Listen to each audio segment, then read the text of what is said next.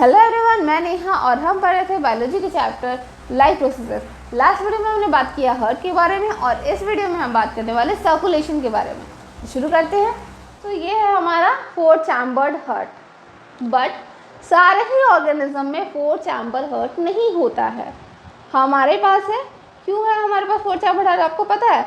क्योंकि हम लोग एनर्जी वाइज बहुत ही एक्सपेंसिव ऑर्गेनिज्म है, बहुत ज़्यादा मेंटेनेंस चाहिए होता है। सिंस हम बहुत ज़्यादा कॉम्प्लेक्स है, इसलिए हमारा एनर्जी नीड्स भी बहुत ज़्यादा है और उतना ज़्यादा एनर्जी नीड को मेंटेन करने के लिए हमें ऑक्सीजनेटेड ब्लड और डीऑक्सीजनेटेड ब्लड को अलग अलग रखना पड़ेगा ही। अगर नहीं करेंगे, मिक्स कर देंगे तो बहुत स्लो डिफ्यूजन होगा और उतना स्लो से हमारा एनर्जी नीड कभी भी पूरा नहीं हो पाएगा। अच्छा, इतना एनर्जी हम लोग क्यों खाते हैं, क्यों इतना हम लोग एनर्जी यूज़ कर रहे हैं? तो इसका एक रीज़न ये है कि हम लोग ऐसे ऑर्गेनिजम्स हैं जो कि अपना बाहर का टेम्परेचर कुछ भी हो, हम लोग अंदर का टेम्परेचर मेंटेन करते हैं। आपको टेम्परेचर बॉडी टेम्परेचर कितना होता है पता है? 37.3 डिग्री सेल्सियस।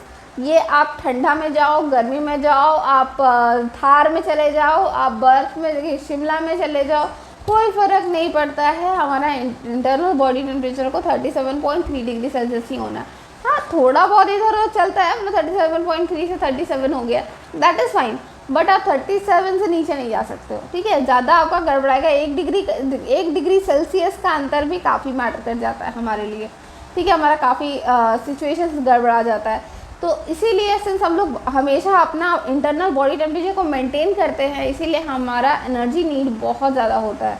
जब हमें गर्मी लगती है तो हमें हमारे बॉडी को बहुत ज़्यादा स्वेट करना पड़ता है, जिसमें भी एनर्जी लगता है। अगर हमको बहुत ठंड लग रहा है तो हम लोग कप पाते हैं, ठीक है? तो उसके लिए भी एनर्जी लगता है। सो हम बहुत ही एनर्जी कंज्यूमिंग ऑर्गेनिजम्स है because of our complexity and the tendency to regulate our body temperature. But वहीं कुछ ऐसे ऑर्गेनिजम्स भी है जिनको अपना बॉडी टेम्परेचर से कोई फ़र्क नहीं पड़ता है। वो अगर थार में जाएंगे तो उसके हिसाब से अपना टेम्परेचर बॉडी टेम्परेचर कर लेंगे। अगर वो शिमला में जाएंगे तो वो उसके हिसाब वहाँ का टेम्परेचर के हिसाब से अपना बॉडी टेम्परेचर कर लेंगे।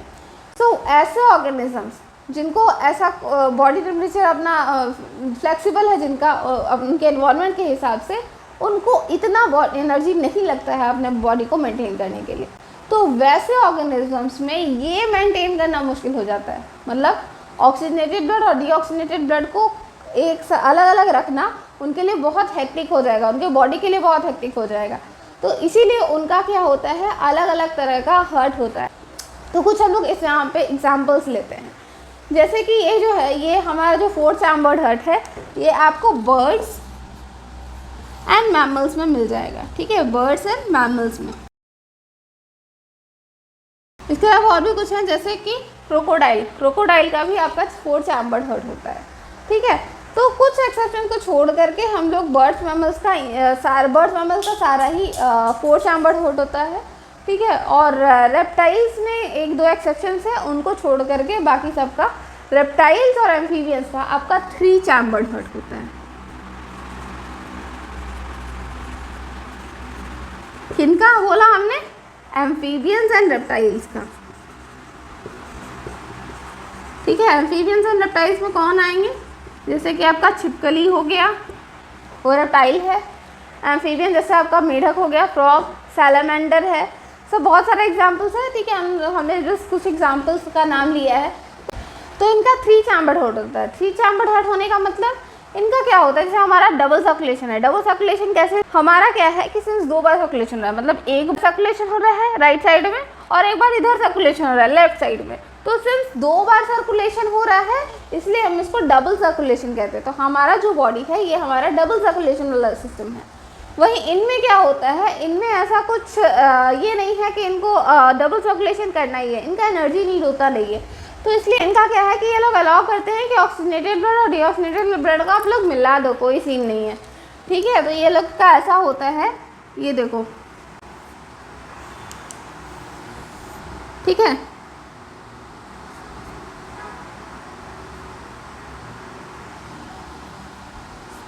ये सिंप्लीफाइड ड्राइंग है, ये एग्जैक्ट रिप्रेजेंटेशन नहीं है आपका कि ऐसे ही होता है, ठीक है? जस्ट आपका एक सिंप्लीफाइड ड्राइंग है।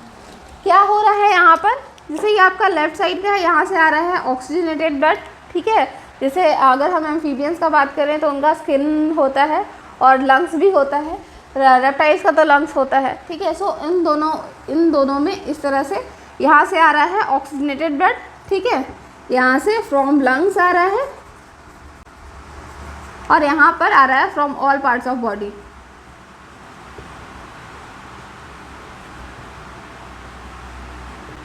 ठीक है, दोनों साइड से ब्लड आ रहा है और ब्लड आ करके दोनों इवेंचुअली इसमें फ्लो कर रहा है सेकेंड चैम्बर में, और यहाँ से चला जा रहा है to all parts of body including lungs.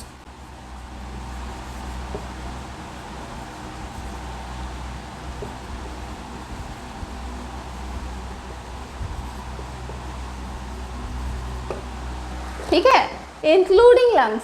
तो इनका जो 3 चैम्बर्ड हार्ट होता है, इनमें होता है मिक्स्ड सर्कुलेशन।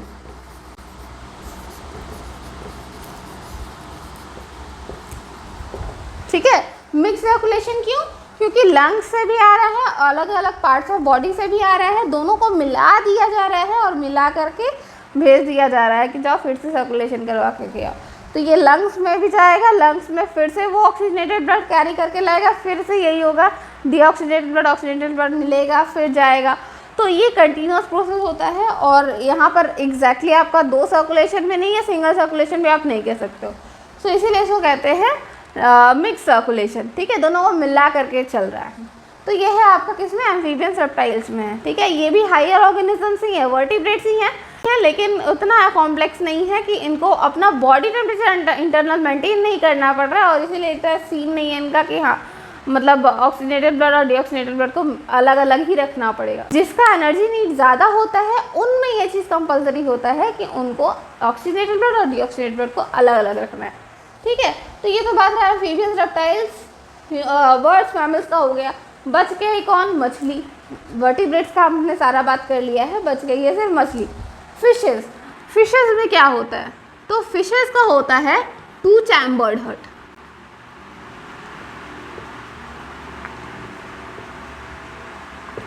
ठीक है, इनका सिर्फ 2 चैम्बर का हार्ट होता है। छोटा सा हार्ट है इस तरह से, छोटा सा प्यारा सा हार्ट है। ठीक है, और इनका होता है यहाँ पर एक गिल्स। तो जैसे हमारा लंग्स होता है ब्रीदिंग के लिए, वैसे इनमें ब्रीदिंग के लिए गिल्स होता है। ठीक है, तो इनमें क्या होता है कि जैसे मान लो ये गिल्स है, तो क्या इनमें हुआ कि ब्लड आया from all parts of body, from all parts of body आया। ठीक है, ये इसको हल्का सा पुश किया, इसमें चला गया, और इसमें से यहाँ से पुश हो गया टू गिल्स। ठीक है, टू गिल्स, गिल्स के पास चला गया ज़्यादा प्रेशर में, काफ़ी प्रेशर में, ताकि यहाँ गिल्स के पास अच्छा खासा ये हो जाए, मतलब प्रेशर रहे ब्लड में हल्का फुल्का। ठीक है, तो गिल्स के पास चला गया ब्लड। अब गिल्स में क्या होगा, ऑक्सीजनेटेड ब्लड का सर्कुलेशन हो जाएगा, मतलब एक्सचेंज हो जाएगा, और यहाँ से चला जाएगा to all parts of body.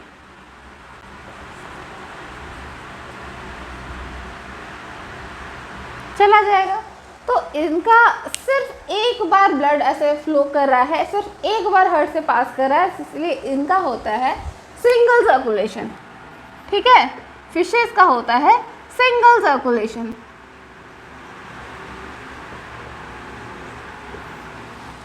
ठीक है, क्या हुआ, फिशेस में ब्लड आया from all parts of body, आकर के पहला चैम्बर से दूसरे चैम्बर में गया, वहाँ से पुश हो गया, पुश कर दिया हार्ट ने किसको, गिल्स को। अब गिल्स में एक्सचेंज ऑफ गैसेस हुआ और उसके बाद गिल्स से ही चला गया to all parts of body. अब इतना सिंपली इसमें इसलिए हो पाता है क्योंकि मछली तो ऐसे हॉरिजेंटल रहती है ना, वर्टिकल तो रहती नहीं हमारी तरह। ठीक है, हम लोग सिंस वर्टिकल रहते हैं, हमें बहुत ज़्यादा मेहनत करना पड़ता है, लेकिन इनमें होता है नहीं, तो थोड़ा सा प्रेशर से भी हो जाता है। पहली बात। दूसरा चीज़ कि उनको वाटर में ब्रीदिंग करना है, तो वाटर में ऐसे ही आपका बहुत ज़्यादा ऑक्सीजन मिलता नहीं है, तो उनका एक तो बॉडी नीड भी उतना नहीं है कि बहुत ज़्यादा एनर्जी लगाना है, और दूसरी बात है कि बहुत ज़्यादा उनको ऑक्सीजन मिल भी नहीं पा रहा है, क्योंकि पानी में जितना ऑक्सीजन है उतना ही तो वो ले पाएंगे। तो इस कारण से क्या होता है कि उनका जितना ऑक्सीजन उनको चाहिए होता है बॉडी में, उनको उतना मिल जाता है इससे। ठीक है, रेप्टाइल्स और एम्फीबियंस में इनका मतलब बॉडी नीड तो उतना ज़्यादा है नहीं, उन लोग बाहर के हिसाब से अपना टेम्परेचर को चेंज करते रहते हैं, इसलिए उनका एनर्जी नीड बहुत ज़्यादा नहीं है। तो उनका मिक्स सर्कुलेशन मतलब ऑक्सीजनेटेड ब्लड और डीऑक्सीजनेटेड ब्लड अगर मिल भी जाए तो कोई दिक्कत नहीं होता है, इसलिए उनका पास 3 चैम्बर्ड का हार्ट होता है। ठीक है, एक ऑक्सीजनेटेड ब्लड रिसीव करता है, दूसरा डीऑक्सीजनेटेड ब्लड रिसीव करता है और दोनों को मिला करके तीसरा चैम्बर पुश कर देता है to all parts of body. समझ आया? ये है मिक्स सर्कुलेशन।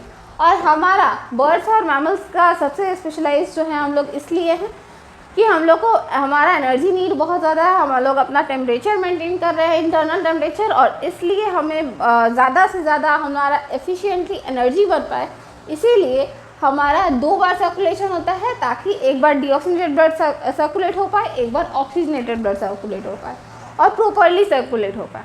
ठीक है, तो इसलिए हमारा जो है हमारा है डबल सर्कुलेशन।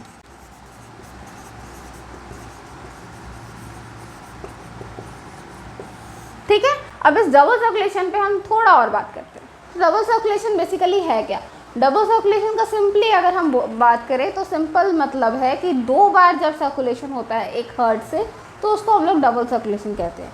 या फिर आप ऐसे कह दो, जब ऑक्सीजनेटेड ब्लड और डीऑक्सीजनेटेड ब्लड का अलग अलग सर्कुलेशन होता है तो उसको हम लोग डबल सर्कुलेशन कहते हैं। सिंस एक हार्ट को 2 बार काम करना पड़ रहा है एक पैच ऑफ ब्लड को रिसाइकल करने के लिए, तो इसीलिए हम लोग इसको डबल सर्कुलेशन का नाम देते हैं। यहाँ पर हम बात करेंगे सिंपल ड्राइंग से। ठीक है, तो जैसे कि मान लो ये हार्ट है, ठीक है,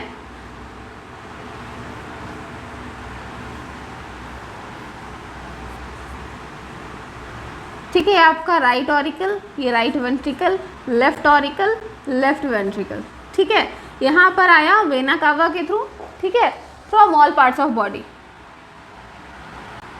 यहाँ पर आया blood from all parts of body, आया।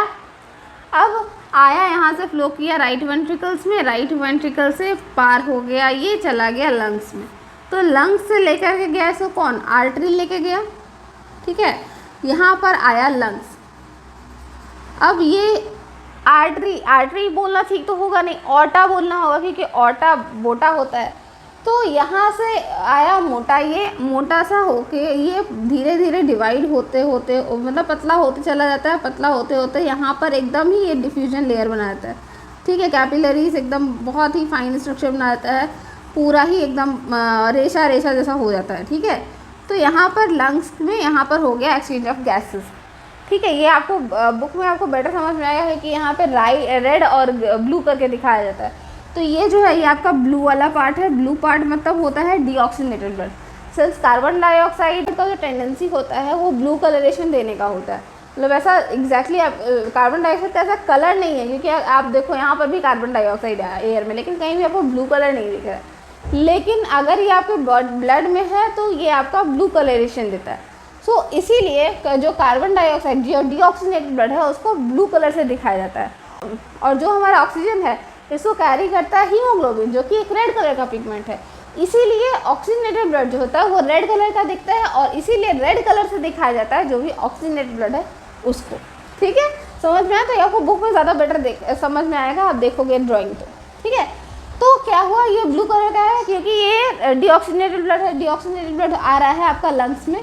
ठीक है, लंग्स में यहाँ डिफ्यूजन हो रहा है, एक्सचेंज ऑफ मटेरियल्स हो रहा है, एक्सचेंज ऑफ गैसेस हो रहा है, और होने के बाद ये तो ऑक्सीजनेटेड ब्लड हो गया, यानी कि अब ये रेड कलर का हो गया। ठीक है, और ये जाएगा आपका कहाँ? ये लेफ्ट ऑरिकल। ठीक है,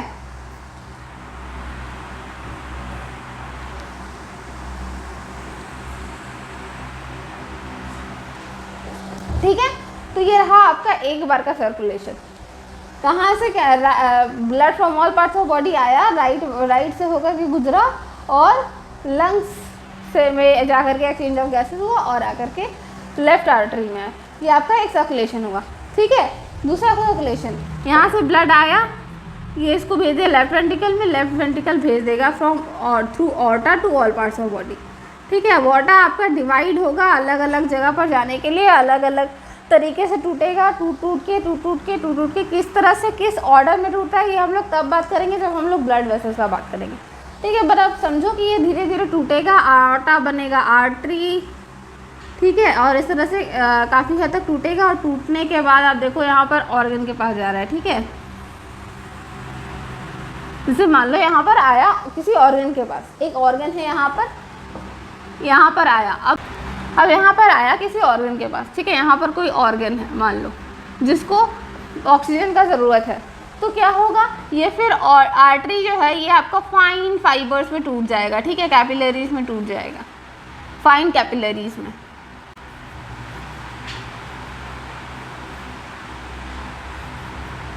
ठीक है, कैपिलरीज में पूरा टूट गया है। अब यहाँ ये तो ऑक्सीजनेटेड ब्लड था, देखो यहाँ से आपका ब्लू कलर का ब्लड था, मतलब डीऑक्सीजनेटेड ब्लड था, ये आया लंग्स में, ऑक्सीजनेटेड हो गया, ऑक्सीजनेटेड से यहाँ से एक बार सर्कुलेट हुआ, तो अभी तक तो ये आपका ऑक्सीजनेटेड ब्लड ही जा रहा है। अभी यहाँ तक जो था, यहाँ तक जो गया ये तो ऑक्सीजनेटेड ब्लड ही था। जब ऑर्गन में पहुँचा तो कुछ ऑक्सीजन खींच लेगा, उसके जगह पे कुछ कार्बन डाइऑक्साइड दे देगा, तो कार्बन डाइऑक्साइड अब आ गया फिर से आपका ब्लड में और ऑक्सीजन कम हो गया, तो इससे क्या हुआ, ये जा करके फिर से डीऑक्सीजनेटेड ब्लड बन गया, है ना, डीऑक्सीजनेटेड ब्लड बन गया, यानी कि ब्लू कलर वाला अब हो गया। यानी अब यहाँ से जो होगा ये आगे जो जाएगा ये वेन्स जाएगा। ठीक है, तो यहाँ से ये गया, कहाँ गया, यहाँ। ठीक है, इस ऑर्गन से वापस आया और यहाँ आकर के आपका चला गया राइट ऑरिकल में। अब देखो ये हुआ आपका एक सर्कुलेशन, ये हुआ आपका दूसरा सर्कुलेशन। सिंस यहाँ पर 2 सर्कुलेशन हुआ इसीलिए इसको डबल सर्कुलेशन कहते हैं। ठीक है, होपफुली आपको ये कॉन्सेप्ट समझ में आया। तो आज के वीडियो में बस इतना ही। आज हमने बात किया सर्कुलेशन के बारे में और नेक्स्ट वीडियो में हम बात करेंगे ब्लड वेसल्स और ब्लड के बारे में। अगर आपको वीडियो पसंद आए तो इसे लाइक करें, कमेंट करें, अपने फ्रेंड्स के बीच में शेयर करें और हमारे चैनल को सब्सक्राइब करें। अगर आपको इसमें कोई डाउट रह गया तो वो भी कमेंट कर सकते हैं। मिलते हैं नेक्स्ट वीडियो में। Thank you.